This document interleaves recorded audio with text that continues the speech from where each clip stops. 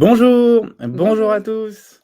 Merci beaucoup d'être là. Je suis ravi, d'organiser ce dernier webinaire de la saison, si l'on peut dire, et d'accueillir, je dirais même convoquer Garance avec moi, pour discuter sous-traitance et cycle Bonjour. de vente. Comment ça va, Garance? Bonjour à tous, ça va très bien, merci Edouard. Et Est-ce toi, que ça tu va? veux Ouais, ça va. Vivement les vacances quand même. Est-ce que tu veux nous dire un petit peu ce que tu fais chez Leto? Oui, tout à fait. Bonjour à tous, je suis Garance, je suis Customer Success chez Leto. Et avant ça, j'étais notamment avocate en protection de données personnelles. Donc, j'accompagne les clients à la fois sur la plateforme et à la fois, je fais du coaching un peu RGPD avec tous nos partenaires. Et quant à moi, je suis donc Edouard, cofondateur de Leto. Et on a voulu faire ce webinaire avant les congés d'août, justement parce qu'on a beaucoup de nos partenaires qui sont notamment sous-traitants qui s'interrogent sur la manière dont le RGPD peut devenir une véritable opportunité pour augmenter leur conversion et comment est-ce que aussi cette contrainte souvent qu'on a dans les cycles de vente peut être réduite au minimum. Et aujourd'hui, chez Leto, on a développé beaucoup de choses qui permettent justement, notamment à nos sous-traitants, donc aux entreprises qui sont plutôt en position de sous-traitance dans le sens du RGPD, eh bien, de résoudre ces enjeux-là et d'en faire une vraie force dans le développement de leur activité business. Donc, sans plus attendre, on va vous partager un support. Si vous avez des questions, n'hésitez pas à les mettre dans le chat. Je serais ravi de couper la parole à Garance pour lui poser des questions. Et donc, surtout, n'hésitez pas à poser toutes vos questions. Il faut que ce soit interactif le plus possible. Et on sera ravis de pouvoir vous présenter et vous répondre à toutes vos interrogations. Est-ce que vous voyez mon écran? Hop, voilà. Super. Eh bien, Garance, je te propose de nous parler un petit peu Ouais. du plan à venir déjà, ce dont on va parler aujourd'hui. Tout à fait. Aujourd'hui, on avait envie de dédier un webinaire spécialement pour les sous-traitants parce que on va aborder ce point assez rapidement en première partie. On est parti un peu du constat que le sujet RGPD, il est traité différemment selon qu'on est sous-traitant ou responsable de traitement. Donc, on voulait juste rapidement revenir sur la différence des enjeux et de position qu'un organisme peut avoir à vis-à-vis de ce sujet.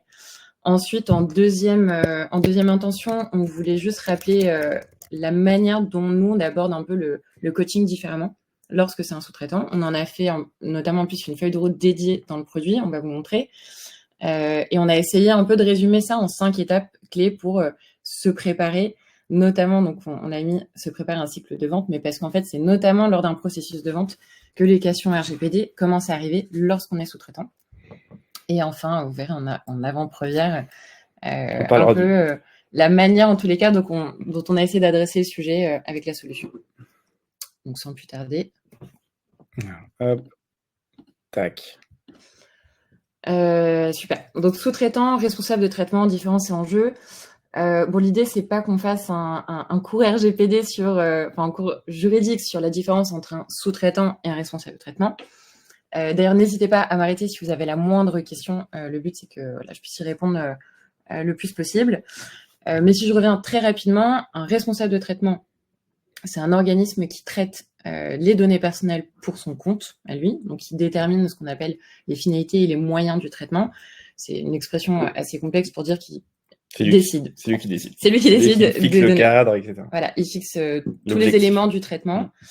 Là où le sous-traitant va être plutôt un exécutant, donc il va plutôt agir sur les instructions du responsable de traitement. C'est-à-dire que le responsable du traitement lui refile des données personnelles et le sous-traitant, il doit agir dessus sur les ordres du responsable de traitement. Donc, il ne détermine pas les moyens et les finalités du traitement. Voilà, en très gros, un peu les éléments. Pour donner rapidement quelques exemples, les outils que vous utilisez au quotidien, elles sont vos sous-traitants. Parce qu'en finalement, c'est vous qui décidez. Alors même si, par exemple, là, l'outil qu'on utilise aujourd'hui, c'est lui qui va décider de la manière dont on transmet les données, c'est lui qui, juridiquement parlant, est un petit peu sous votre commandement. Tu parles de Livestorm, Là, par exemple, Livestorm, voilà, on estime, il y a un peu une fiction juridique qui fait que, normalement, on va partir du principe que c'est, par exemple, nous, Leto, qui décidons de ce traitement-là. Donc, vous voyez bien que, à certains égards, vous pouvez avoir vous-même une activité de sous-traitant et vous avez vous-même pas mal de sous-traitants. Ce que ça implique de manière un peu opérationnelle, c'est que souvent les responsables de traitement, eux, vont être vachement exposés au public, c'est-à-dire leur politique de confidentialité, elle est très importante, la manière dont ils récoltent le consentement, la manière dont ils recueillent les exercices de droit. Donc, ils sont beaucoup plus exposés et donc, ils devraient un peu plus craindre un contrôle de la CNIL, par exemple, parce que les autorités vont aller regarder. Là où un sous-traitant, pour le coup, c'est plus par rapport à ses clients qui, eux, sont responsables de traitement, qu'il y a un enjeu RGPD. Donc, ils sont beaucoup plus quotidiennement challengés sur ce sujet-là, parce que finalement, eux, on leur transmet la donnée de leurs clients. Et donc, l'enjeu RGPD, il est abordé de manière assez différente. Alors, Lucas nous pose une question. Bonjour Lucas. Bonjour. Est-ce qu'il y a des cas où on est lié à une entreprise par un contrat B2B et où on n'est pas sous-traitant? Est-ce qu'il y a un cas où on est lié à une entreprise par un contrat, mais où on n'est pas sous-traitant? Tout dépend de qui est qui dans le contrat. Parce que là, un contrat B2B, il peut y avoir plusieurs rôles qui s'échelonnent. Comme je disais, donc là, j'ai perdu rôle sous-traitant et responsable de traitement. Donc, c'est en général l'un ou l'autre. Il y a un troisième cas qui est responsable conjoint. Je ne sais pas si c'est à ça que vous faites référence. Ou pour le coup, conjointement, vous déterminez ensemble les moyens en fait, du traitement. C'est un cas qu'on retrouve assez peu. C'est le cas souvent, par exemple, en assurance, dans tout ce qui est assurance et banque. Il arrive que plusieurs acteurs décident sur un même contrat d'assurance, par exemple, de plusieurs manières dont les données personnelles sont gérées. Donc, il reste ce troisième cas, mais je l'ai mis un petit peu de côté parce que pour le coup, il est un peu moins répandu et c'est vraiment dans des secteurs assez particuliers. Alors, peut-être qu'aussi, il y a un cas où je suis effectivement sous-traitant. Admettons que je mette à disposition une solution logicielle. Mais peut-être que dans certains traitements de ma solution logicielle, je ne suis pas sous-traitant, mais responsable de traitement pour certaines fonctionnalités. On a vu ce débat sur, par exemple, quand je crée un compte admin en tant qu'éditeur de logiciel, parfois, on peut considérer qu'en tant qu'éditeur de logiciel, je suis responsable de traitement et pas sous-traitant. Enfin, il y avait des débats. En fait, en effet, c'est pas hyper simple. En fait, c'est plus ça. C'est plus que c'est pas forcément toujours très clair d'identifier les traitements pour lesquels vous êtes vous-même. Donc, on va prendre un sous-traitant, un éditeur de logiciel, par exemple, donc qui est sous-traitant pour ses clients. Il est également responsable de traitement pour les données qu'il traite pour son compte. Et c'est là où parfois il y a une difficulté pour bien appréhender, différencier ces traitements-là. Par exemple, donc vous mettez à disposition un logiciel. Sur ce logiciel, il y a des traitements. Donc, pour les besoins de votre activité, par exemple, mettre à disposition de la donnée de vos clients, ça, c'est un traitement en tant que sous-traitant. Mais vous, par exemple, vous faites peut-être de l'audit sur la manière des mesures d'audience. Voilà.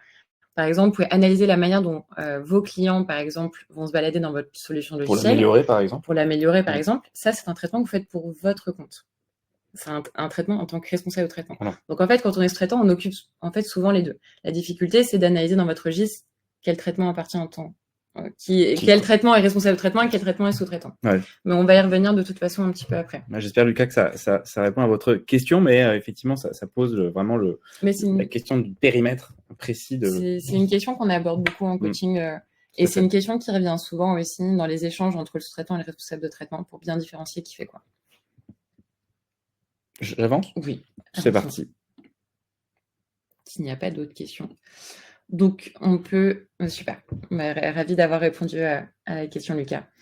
Deuxième chose qu'on voulait aborder, c'était un petit peu juste résumer en 5 étapes comment on peut se préparer. Donc, comme on l'a dit, c'est souvent lors d'un processus de vente que les questions RGPD émergent.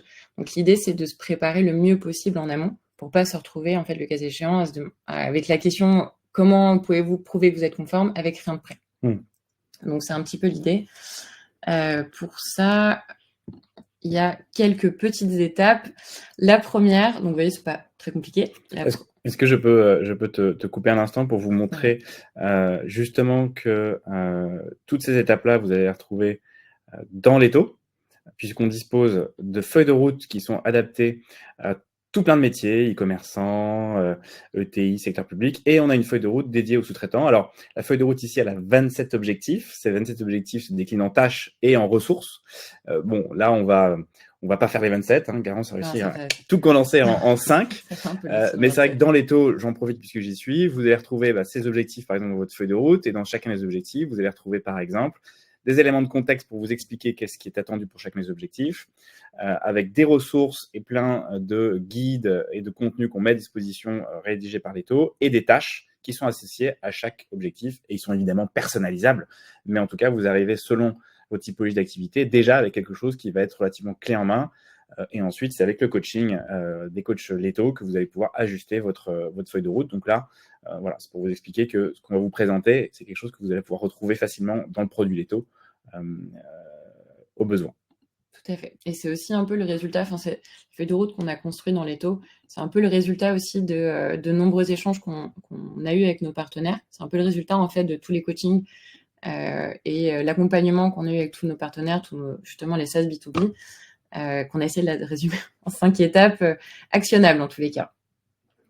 Donc la première des actions qui est pour moi l'une des plus importantes, c'est d'abord de se poser en fait de s'entendre qui va prendre en charge ce sujet au sein de l'organisme et quel va être le plan d'action. Donc, au niveau de l'équipe, il n'y a pas forcément un enjeu de désigner un DPO. Au sens de la CNIL, c'est-à-dire le déclarer. Voilà, au sens de la CNIL, donc vraiment aller le déclarer auprès de la CNIL, etc. Il y a rarement en fait l'obligation pour un sous-traitant de le faire. Après, tout dépend de l'activité, évidemment. Par contre, d'un point de vue opérationnel, il est vraiment très utile de au moins identifier un pilote. Un chef de projet. Un chef de projet qui, au besoin, ira solliciter des membres de l'équipe pour avoir des réponses sur un certain nombre de choses. Le deuxième élément hyper important, une fois qu'on a dit ça, c'est de s'entendre sur un plan d'action. Donc, en fait, juste une feuille de route. Donc, c'est un peu ce qu'on vous montrait dans les taux. C'est identifier quelles sont vos priorités. Et d'ailleurs, c'est les premiers échanges qu'on a lors du coaching. C'est quels sont vos enjeux là, en fait, tout de suite maintenant, quel est votre besoin? Parce que vous avez peut-être un appel d'offres auquel il faut répondre. Vous êtes peut-être challengé par des questions des clients, etc. Et donc, on va peut-être pas, par exemple, même mettre l'accent sur une politique de confidentialité, là où vous avez vraiment des enjeux au quotidien. Donc, se faire une feuille de route, c'est aussi important d'un point de vue opérationnel, mais aussi si on vous audite, par exemple, le fait de montrer votre feuille de route et de montrer où vous en êtes dans votre démarche en fait RGPD. Aujourd'hui, on se rend compte que c'est aussi un élément qui permet de répondre à la question « Êtes-vous conforme ?» Donc, même si vous n'êtes pas arrivé au 100% conforme, parce que c'est impossible, démontrer que vous avez une feuille de route claire sur laquelle vous vous engagez, c'est aussi en fait un élément de réponse. C'est un élément de conformité aujourd'hui. Tout à fait. Et donc, c'est pour ça que la feuille de route Leto est exportable. Tout à fait. Dans tous les formats, avec les actions qui ont été mises en œuvre, les actions qui sont en cours et les actions à venir. Voilà, qui vous permet de communiquer en interne et en externe, en fait, sur cette démarche. Deuxième étape, donc comment identifier les sous-traitants et les données personnelles. Ça peut paraître redondant parce que vous êtes sous-traitant, il faut identifier vos sous-traitants, mais en vérité, c'est ça l'idée. On les appelle les sous-traitants ultérieurs. Exactement. On les regarde en tant que responsable de traitement, j'ai mes sous-traitants et les sous-traitants ultérieurs. Exactement. Donc, en effet, lors de processus de vente, si on vous demande quels sont vos sous-traitants ultérieurs, voilà ce que ça veut dire. Ce sont les sous-traitants du sous-traitant. C'est important parce que, donc là, imaginons que vous êtes dans un processus de vente, un prospect vous dit « Êtes-vous conforme ?» En général, la deuxième question qui arrive, c'est « Quels sont vos sous-traitants ?» Parce que le responsable de traitement, votre futur client, il a intérêt à savoir où vont être stockées les données qui vous transfèrent. Et donc, pour ça, il faut qu'en amont, vous ayez identifié, 1, quels sont vos sous-traitants, 2, quels sont les types de données que vous mettez dedans, par exemple, si vous avez de la donnée sensible que vous transmettez ou pas, et en fait, qui sont ces sous-traitants? Est-ce qu'ils sont, par exemple, américains? Donc, juridiquement, est-ce qu'il y a un transfert hors UE? Et le cas échéant, si c'est un sous-traitant qui n'est pas européen, comment vous assurez la protection des données, alors même que ces données ne sont pas en Europe? Donc aujourd'hui, il y a un certain nombre de mécanismes juridiques qui permettent quand même de prendre un sous-traitant américain si, par exemple, il est au DPF, donc Data Policy Framework. Il y a un certain nombre de choses, mais ça peut être vite chronophage de faire ce travail-là pour chacun de vos outils. C'est pour ça que dans les taux, on a essayé de vous faire gagner énormément de temps, puisqu'on a un module qui permet de faire un peu cet audit-là. Absolument. On dispose d'une base de connaissances de près de 6000 sous-traitants maintenant. Et pour chacun de ces sous-traitants, on a tenté d'évaluer, en les pré-auditant finalement, quels étaient à la fois leurs rôles, donc à quoi ils servent. Donc c'est quelque chose qui est déjà préenregistré dans la solution. où est-ce qu'ils sont situés géographiquement, dans quel pays est-ce qu'ils sont immatriculés, parce que c'est ça qui détermine un transfert hors lieu ou pas. C'est où est situé le siège social. Exactement. Et pas où sont hébergées les données voilà, géographiquement. Exactement.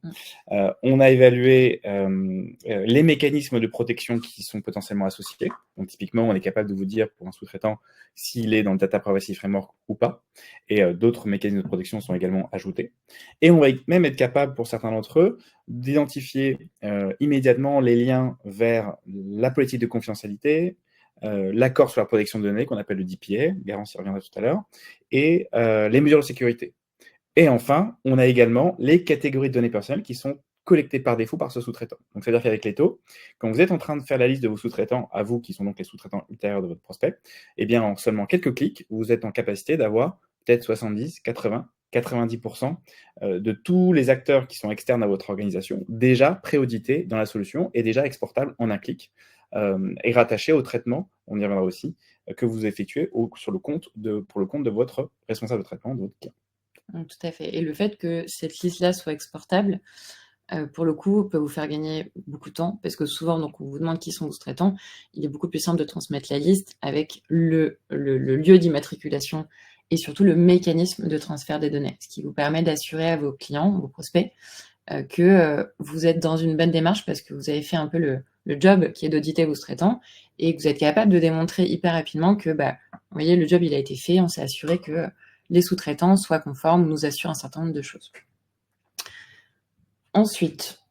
Donc, on a vu les sous-traitants, les catégories de données personnelles, tu en as parlé? Tout à fait. Bon, l'idée, c'est qu'une fois qu'on a identifié les sous-traitants, le deuxième travail qui vient ensuite, c'est de savoir quelles sont les données personnelles qui sont collectées dedans. Globalement, donc je vous ai dit, ça permet de répondre à la question de vos prospects, mais ça permet surtout de travailler la suite. Ça vous aide en fait à faire une cartographie de vos données personnelles, donc d'avoir une vue un peu sur votre data, mais de préparer aussi, troisième étape, qui est de formaliser ce que vous faites des données de vos RT, responsables de traitement. ST, sous-traitant. Merci. L'idée ici, c'est de, quand on dit formaliser, c'est de déclarer en fait concrètement ce que vous faites des données de vos clients. Donc si vous êtes peut-être familier avec l'expression, avec le mot registre des traitements, c'est exactement ce dont on est en train de parler. Donc pour revenir un petit peu rapidement, le RGPD vous oblige, l'une des plus grandes obligations du RGPD, c'est de construire son registre des traitements de données personnelles. C'est un document qui déclare ce que vous faites des données personnelles. Ce document se décompose de deux choses quand on est sous-traitant. De vos traitements en tant que responsable de traitement, on en parlait tout à l'heure. Donc c'est les données que vous traitez pour vous. Par exemple, les données des salariés. Les données salariés, recrutement, gestion de la comptabilité, etc. C'est vraiment pour vous, pour votre besoin propre. Et la deuxième grosse partie, c'est les traitements en tant que sous-traitant, donc ce que vous faites des données des autres, pour les besoins de votre activité. C'était la question auquel on a répondu tout à l'heure, auquel on a essayé de répondre en tout cas. La difficulté ici, en effet, c'est de bien identifier ce qui appartient à des traitements pour vous et des traitements pour les autres. Typiquement, c'est un bon exemple. Lorsque c'est des traitements en plus qui touchent à vos clients, vos prospects, donc ne serait-ce que la gestion en fait d'un compte client, la gestion du compte utilisateur, etc. Ça sera plutôt des choses que vous faites pour vous, mais il peut y avoir la même chose en miroir aussi pour vos clients. Donc, en effet, ça peut être un moment assez... on peut se prendre un petit peu la tête un peu longtemps. On a eu beaucoup de débats avec beaucoup de partenaires et on a essayé de construire, suite à pas mal d'échanges, des recherches, notamment avec la CNIL, on a essayé de construire des modèles en fait de traitement dans les taux. Exactement. Pour vous aider à identifier qu'est-ce qui appartient à un traitement ST, qu'est-ce qui appartient à un traitement RT. Et donc ces modèles vous permettent en quelques clics d'avoir immédiatement effectivement des descriptifs d'activités qui sont classiques d'un sous-traitant avec tous les items attendus au sens du RGPD d'une part, et d'autre part, avec les taux, vous allez pouvoir également associer un responsable de traitement à un traitement sous-traitant, ce qui vous permet en un clic de dire à un prospect ou à un client, bah voilà, je peux vous montrer l'ensemble des traitements que j'effectue pour votre compte avec les données personnelles que vous mettez à disposition. Et ça, c'est un élément de rassurance extrêmement fort quand vous êtes dans une démarche de vente ou d'audit si vous êtes déjà en contrat, puisqu'à tout moment, vous êtes capable de remettre à plat de manière très précise et pédagogique bien, ce que vous faites des données qui vous sont mises à disposition et que vous traitez, la manière dont vous les sécurisez et tout le cadre qui va autour. Tout à fait. Ça permet de répondre en fait aux questions: «Qu'est-ce que vous faites de mes données?» Les traitements en tant que sous-traitant permettent d'y répondre. Voilà où on les stocke, ce qu'on en fait, quelle est la finalité, les durées de conservation, ce genre de choses. Surtout, et c'est une bonne transition pour la 4e étape, ça prépare en fait au contrat de sous-traitant. Donc là ici, ce qu'on appelait accord de protection de données, appelé aussi également Data Processing Agreement, donc DPA, accord de protection de données. Ce document, il a plein de noms, ou accord de sous-traitance. Il a plein de noms, mais il désigne une seule chose, c'est la clause, ça peut être aussi une clause, qui va déterminer qui a quelle responsabilité dans le traitement. Donc soit c'est en général déjà compris dans le contrat commercial, soit c'est un autre contrat annexe. Mais en gros, c'est un document très important dans lequel vous vous exposez ce que vous allez faire des données de votre client et comment vont s'opérer un petit peu les responsabilités, quelles sont un peu les règles. Et donc, aujourd'hui, on se rend compte de plus en plus. Donc, on a un processus de vente, souvent les plus grosses entreprises vont arriver déjà avec un accord déjà pré-rédigé, mais c'est à vous de remplir votre côté de l'histoire. Parce que, en fait, vous décrivez la manière dont vous apportez une solution à votre client. Et ça, vous pouvez le faire que si en amont, vous avez fait votre traitement en tant que sous-traitant. Donc, ce qui est bien, c'est que, ça vous permet d'y répondre, mais aussi, c'est super si vous avez déjà un accord de protection de données. On se rend compte que quand bien même il y a un rapport de force lors d'un processus de vente et que ce contrat il vous est un peu imposé, proposez à votre client votre propre contrat sur la protection de données, ça démontre en fait une grande maturité. C'est un atout en fait aujourd'hui concurrentiel majeur parce que ça permet en fait de montrer que en fait il est prêt votre contrat, combien même il n'est pas retenu parce qu'ils préfèrent prendre leur modèle. En fait vous avez un haut niveau de maturité et ça en fait ça donne confiance. Je trouve ça vient consolider la relation. Et on a plein de modèles dans les taux pour faire ce document. Tout à fait. Donc ça ça, a c'est été pratique aussi. rédigé par les cabinets d'avocats, relu aussi Et par les éprouvé équipes. par le terrain. Tout à fait. Donc ça, c'est un peu la 4e étape qui permet d'adresser en fait assez facilement toutes les questions qu'on peut vous poser, les questions qu'on peut vous poser par vos responsables de traitement et vos prospects. Et enfin, 5e étape, comment se préparer au processus de vente.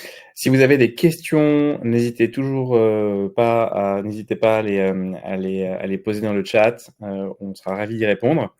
Effectivement, une fois qu'on a un petit peu vu l'ensemble de ces différentes strates pour se préparer à sa conformité et disposer d'un peu toute la documentation qui va bien et tous les éléments de réassurance et de justification, après, il y a la réalité opérationnelle du moment où je commence à discuter avec un prospect et surprise, le DPO du prospect rentre dans la boucle et va vous faire parvenir potentiellement un fichier Excel, par exemple, contenant plein de questions sur les mesures de sécurité et les éléments en matière de conformité que vous êtes censé avoir mis en œuvre.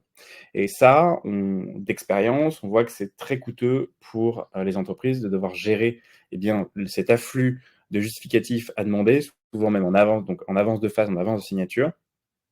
Et c'est vécu comme un point de douleur parce que aujourd'hui, l'essentiel des responsables de traitement, des clients qui sont en processus d'achat, disposent de leurs propres documents à eux. Chaque Excel que vous pouvez potentiellement recevoir est différent. Alors parfois c'est un peu les mêmes questions, mais tournées un peu différemment ou découpées de manière un peu différente. Certains responsables de traitement vont avoir plus de questions sur certains éléments de sécurité parce que ça leur correspond davantage. D'autres vont plutôt regarder la compliance, etc., etc. Donc c'est un casse-tête opérationnel que de pouvoir répondre à ça. Donc c'est très important, très en amont, dès que vous commencez à sentir que le sujet de la compliance dans vos process de vente devient un élément de friction, eh bien, de s'organiser efficacement pour déterminer comment est-ce que vous allez répondre à ces enjeux-là, parce que ça peut vite devenir coûteux et un frein au développement de l'activité, surtout si en plus, vous ne répondez pas de manière très efficace et très juste aux questions qui vous sont posées. Et surtout, si vous n'êtes pas non plus en capacité de pouvoir justifier les réponses auxquelles que vous apportez, parce que parfois, on peut vous demander des justificatifs, donc on ne peut pas non plus raconter n'importe quoi dans ces documents. Et donc, ce qui est important, c'est de déterminer, alors ça peut être le chef de projet RGPD, mais pas forcément, quelle est la personne ou les personnes qui vont être en charge de piloter justement la réponse à ces questionnaires, quel processus éventuel de validation doit être mis en place. On a des organisations qui vont avoir, par exemple, les équipes commerciales qui vont être en capacité de répondre en V1 à ces questionnaires, et puis ensuite, ça remonte au DPO ou au directeur technique pour qu'il puisse y avoir une validation. Parfois, c'est le directeur technique qui va être directement en front, si je puis dire, en frontal de la saisie et la réponse au questionnaire. Voilà, donc en tout cas, ce qui est sûr, c'est qu'il faut avoir en tête qu'il y a une organisation à mettre en œuvre et un processus clair pour être le plus efficient possible. Toute la difficulté, c'est que la connaissance, en général, elle n'est pas toujours centralisée au même endroit. Il peut y avoir des documents à certains endroits, d'autres connaissances qui sont maîtrisées par d'autres. Donc tout ça, c'est compliqué. Et partant de ce constat, chez Leto, on est en train de finaliser le développement d'une nouvelle brique logicielle qui justement vient adresser l'ensemble de ces enjeux. Notre philosophie, c'est de nous dire, OK, comment est-ce que nous, Leto, on va être un véritable outil de privacy ops et donc de faire gagner du temps aux équipes opérationnelles en fonction des cas d'usage du RGPD. Et dans le cas notamment du développement de l'activité commerciale et le fait de recevoir des questionnaires, eh bien, on a essayé de réfléchir à une solution efficace qui permette de gagner du temps et tout en ayant les meilleures réponses à apporter. Et la force de Leto, c'est que l'ensemble de la documentation de conformité et de sécurité est déjà présente en réalité dans Leto. On connaît vos registres, on connaît vos mesures de sécurité, on a votre DPA, toutes ces informations que vous avez déjà préparées pour justement être en mesure de vendre sont dans Leto. Et grâce à l'intelligence artificielle, on va pouvoir s'appuyer sur ces informations pour justement, en injectant dans Leto des questions issues de questionnaires Excel, eh bien, proposer des réponses à partir de votre documentation. Donc de manière extrêmement rapide, vous allez avoir des réponses qui sont précises et pertinentes à toutes les questions qui vous sont posées. Et vous allez pouvoir faire ça de manière infinie puisque le système va pouvoir s'adapter à chaque questionnaire que vous allez recevoir. Cerise sur le gâteau, chaque question que vous allez pouvoir, que vous allez valider par la machine va être sauvegardée dans une base de connaissances que vous pourrez réutiliser et qui sera elle-même réutilisée d'ailleurs par l'IA. Et pour que tout ça soit le plus parfaitement optimisé, des systèmes de validation permettent de donner des droits d'accès à tel ou tel interlocuteur selon l'organisation que vous avez mise en œuvre pour la réponse aux appels d'offres. Et donc cette solution-là qu'on est en train de déployer, on sera ravis de vous la mettre à disposition en bêta privée gratuitement dès septembre. Et donc si jamais vous avez envie de la tester, n'hésitez pas à m'envoyer un petit mail sur edouard@leto.legal et on pourra vous faire un petit onboarding, vous donner accès à cette nouvelle brique qu'on est ravis de pouvoir annoncer aujourd'hui en avant-première et qui, sans aucun doute, va faire gagner un temps considérable aux équipes opérationnelles dans le cadre du développement de leur activité. Et enfin, réussir à faire du RGPD un vrai levier de croissance et pas uniquement un centre de coût. Tout à fait.